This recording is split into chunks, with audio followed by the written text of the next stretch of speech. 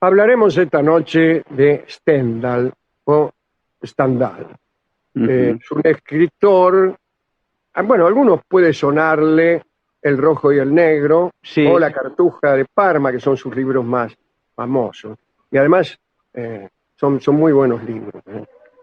Los libros de viajes que ha escrito este hombre también son buenos. Escribió Roma, Nápoles y Florencia.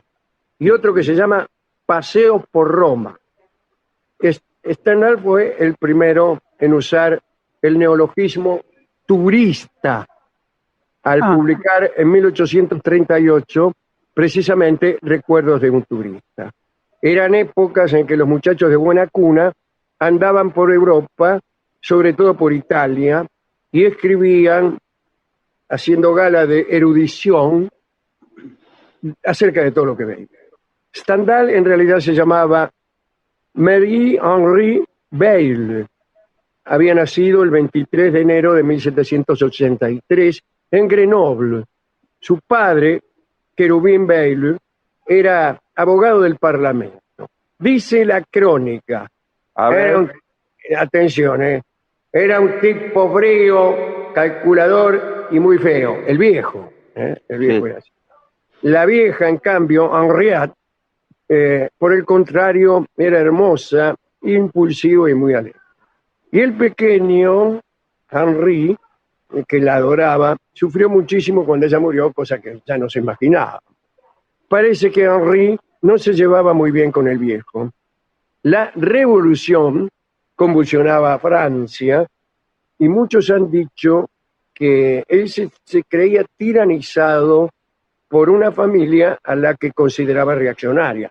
Pero efectivamente era una familia reaccionaria, ¿no?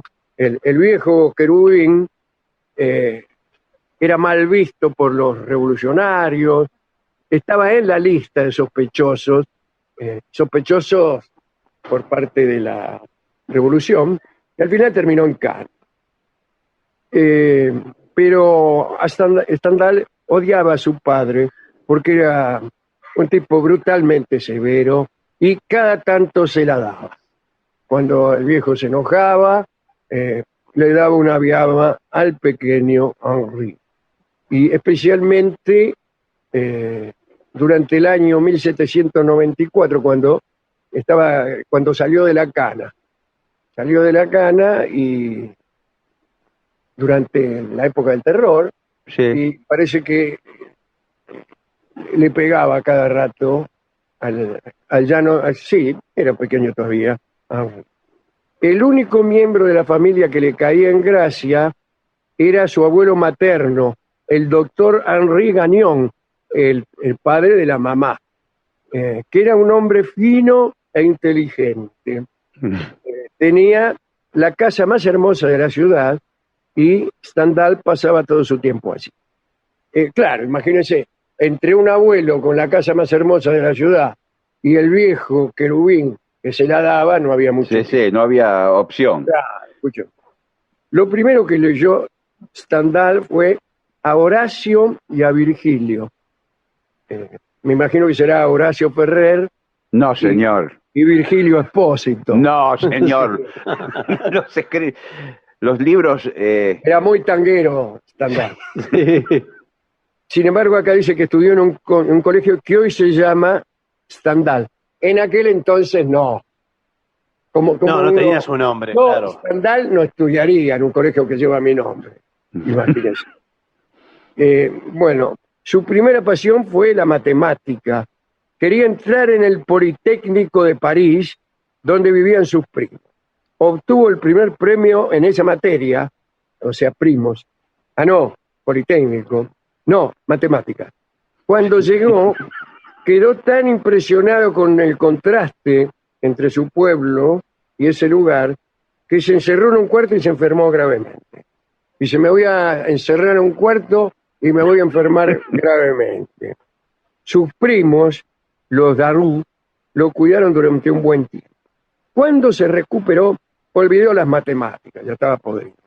Su primo había sido encomendado por Napoleón para reconquistar el norte de Italia.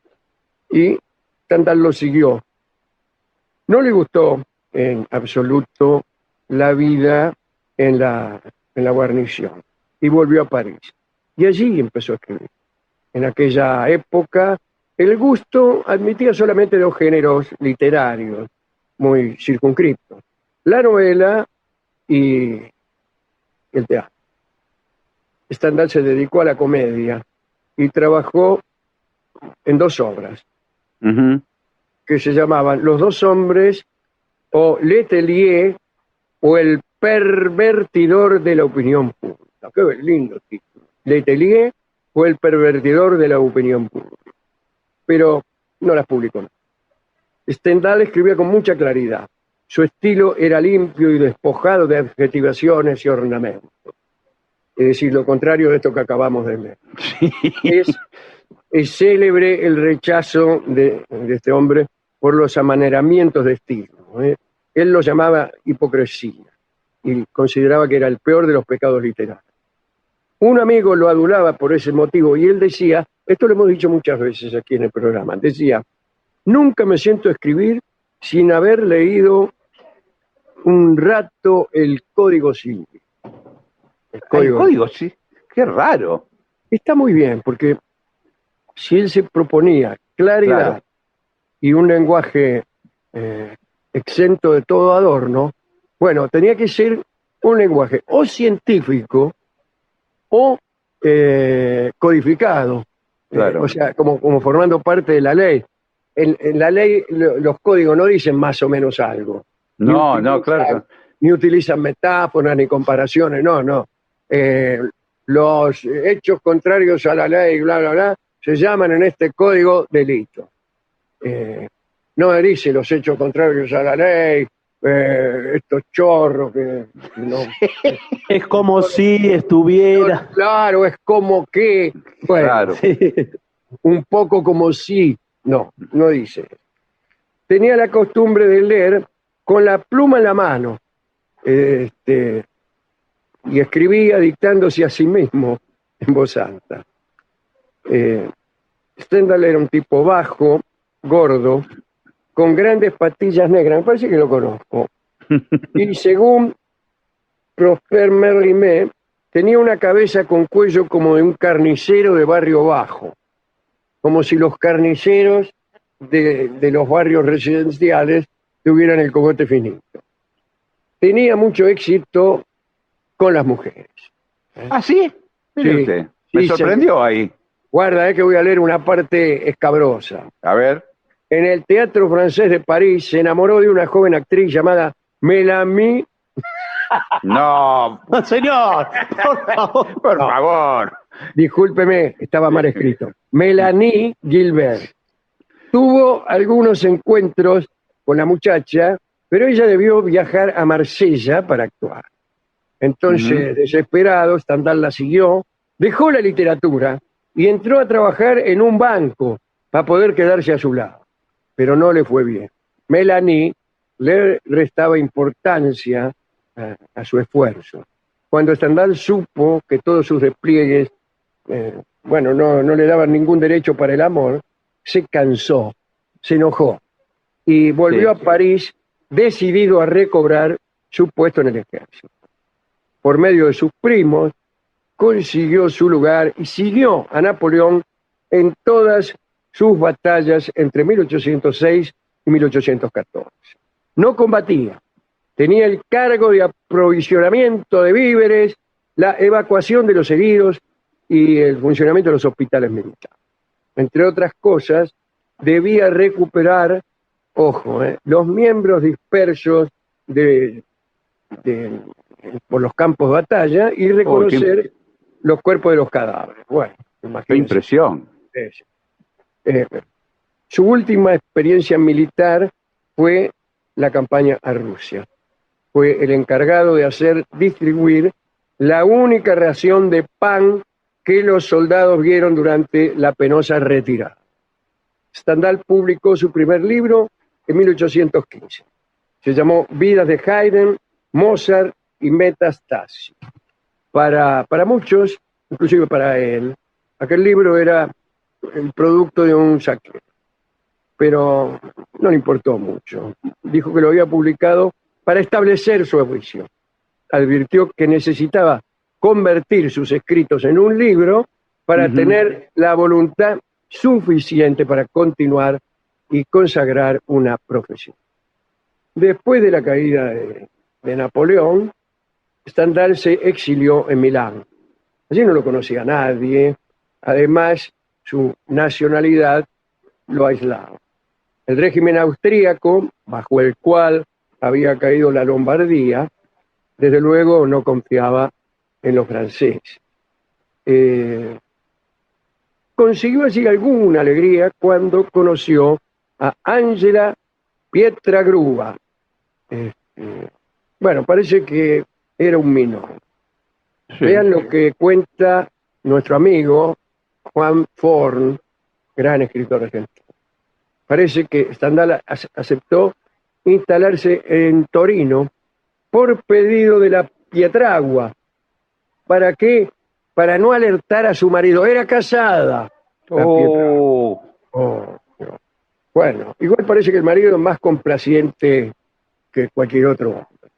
Cuando la dama empezó a apelar a las más ridículas excusas para no recibir a su amante, Stendhal fue furtivamente a Milán, interceptó a una de las doncellas de la casa y le preguntó cómo iban las cosas.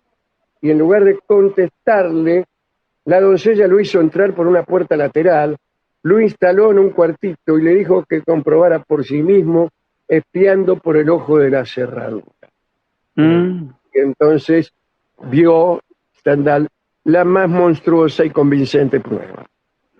Bueno, parece que esta chica amaba a otro y Stendhal se retiró. Sufrió una crisis de melancolía y más de una vez pensó en matarse. Tiempo más tarde escribió Roma, Nápoles y Florencia. Por primera vez firmó Stendhal, o si firmó Stendhal, oficial de caballería, es porque trataba de hacerse el alemán. Stendhal le dicen ahora a los franceses, pero él diría Stendhal, porque era un disfraz para esconder su carácter de francés. Y era Stendhal es una pequeña ciudad de Prusia. Allá por 1816, Stendhal comenzó a frecuentar los salones y se enamoró perdidamente de Matilde Viscontini, la mujer de un general llamado Dembowski. Esta chica era una carbonaria, o sea, una patriota que estaba especialmente en contra de las invasiones, ya fueran austríacas o napoleónicas.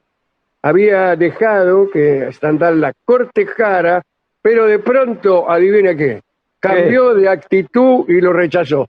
¿Cómo dicen que este tipo tenía suerte con las mujeres? no, pobre. Lo Bueno, vimos con 3 que le dieron pifia, señor. Sí, viene de mal de peor. Sí. Bueno, allá por 1819, Matilde se fue de Milán por una semana para visitar a sus hijos en Volterra. Mirá, conozco Volterra. No sé cómo pudo haber ido, ¿no? Bueno, de esta aventura con Matilde nació el libro del amor, acerca del amor.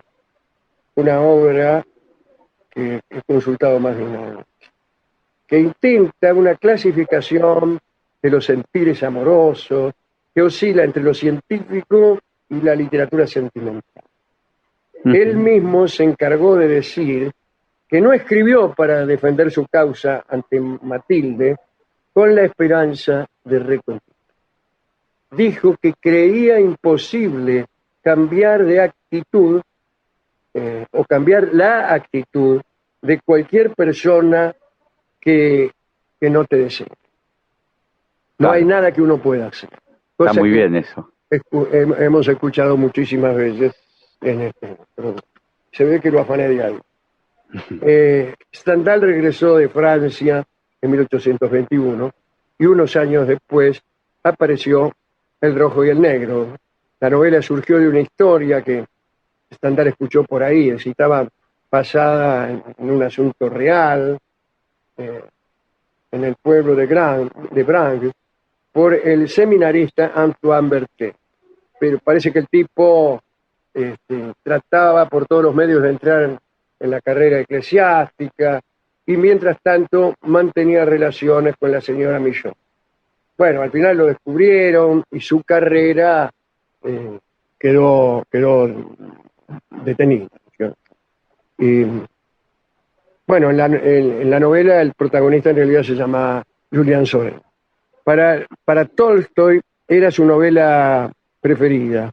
André Gide dijo algo así, y Somerset Maugham decía que era la mejor novela del mundo.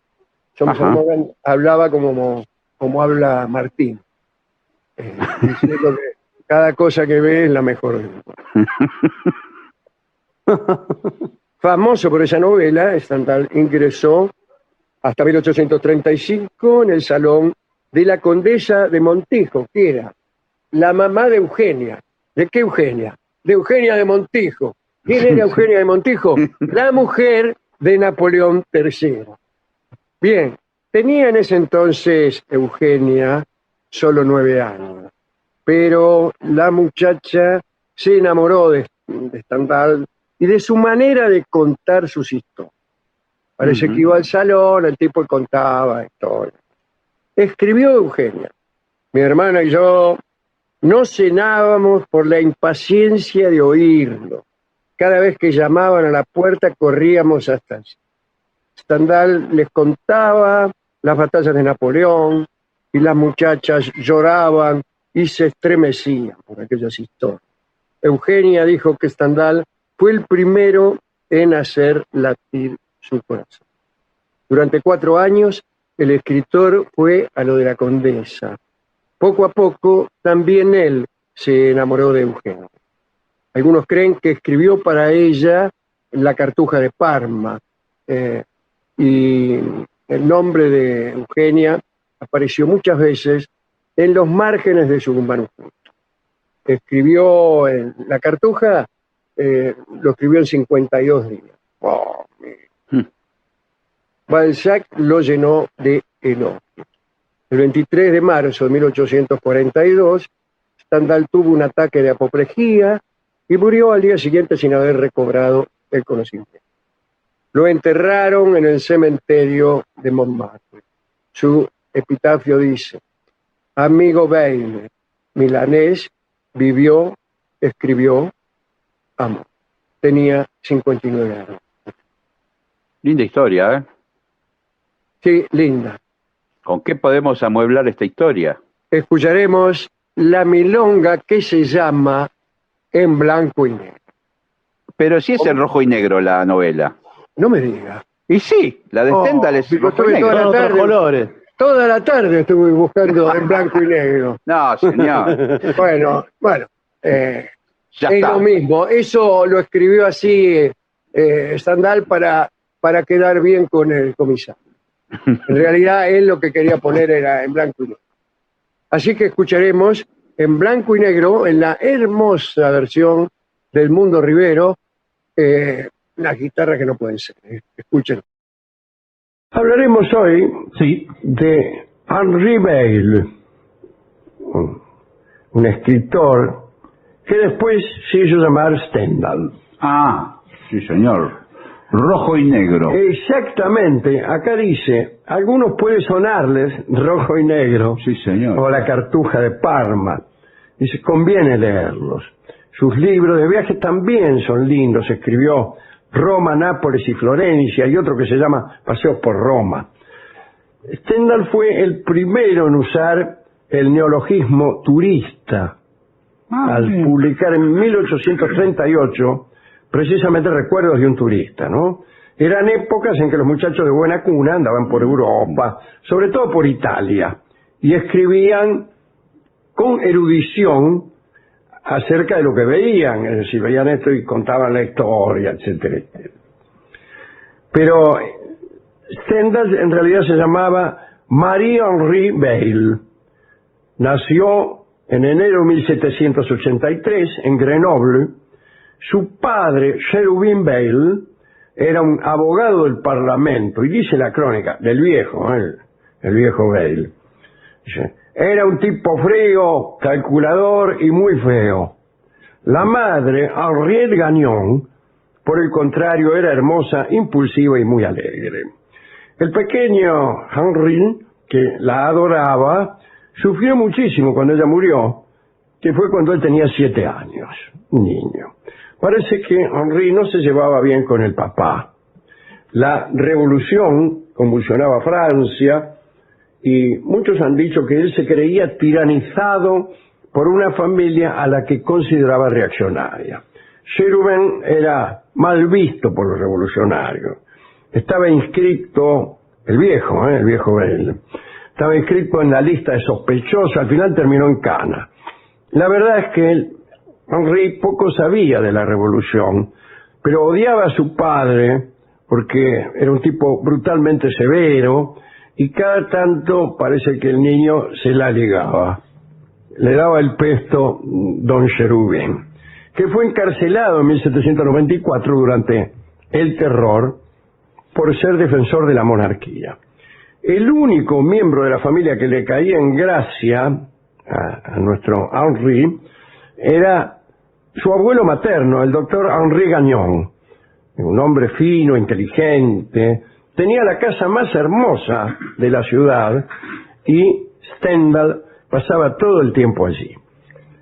El abuelo le contaba historias, leían juntos, y a este abuelo debió su gusto por la literatura.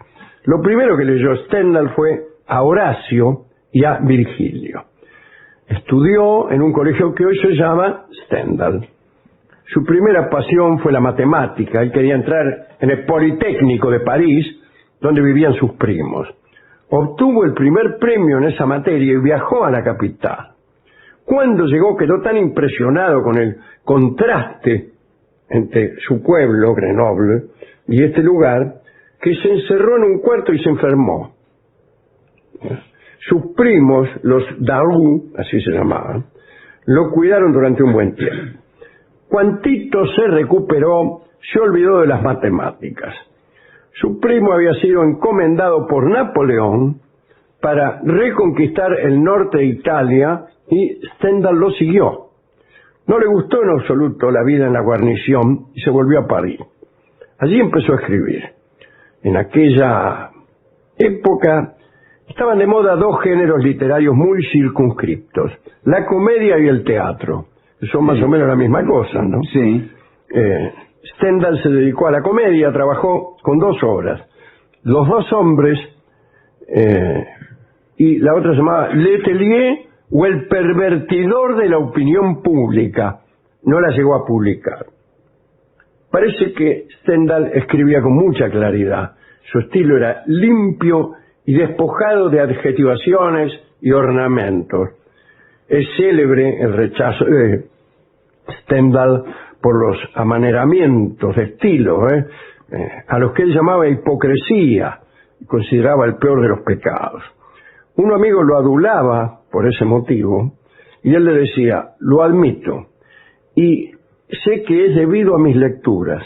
Nunca, esto lo hemos dicho acá muchas veces, nunca me siento a escribir sin haber leído antes algunas páginas del Código Civil, para acostumbrarse al lenguaje preciso. Tenía la costumbre de leer con la pluma en la mano y escribía dictándose a sí mismo en voz alta. Establecía una especie de diálogo entre el lector y el autor.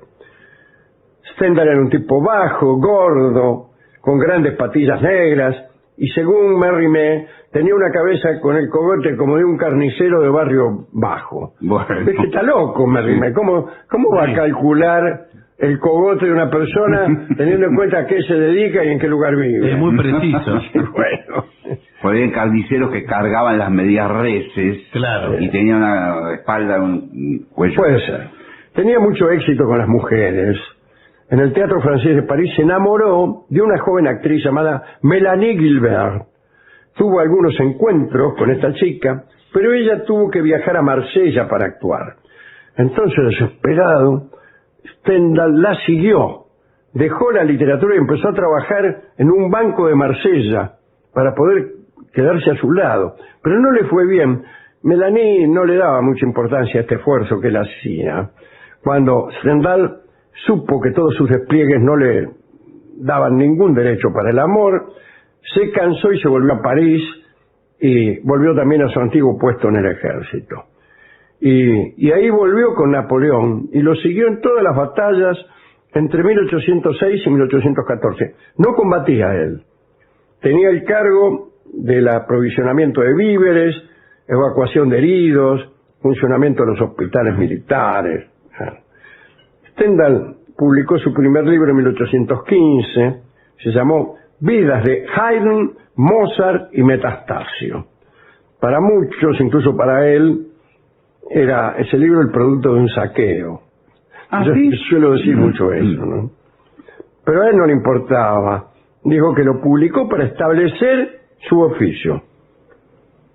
Necesitaba convertir sus ejercicios, sus escritos, en un libro para tener más voluntad para seguir adelante. No está mal esta idea. Bueno, cuando cayó Napoleón, Stendhal se exilió en Milán. Allí no conocía a nadie, su nacionalidad lo aislaba. El régimen austríaco bajo el cual había caído la Lombardía, en realidad, no confiaba en los franceses. Pero Stendhal logró alguna alegría cuando conoció a Angela Pietragua.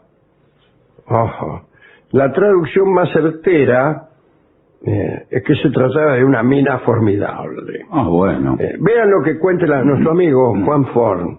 Sí.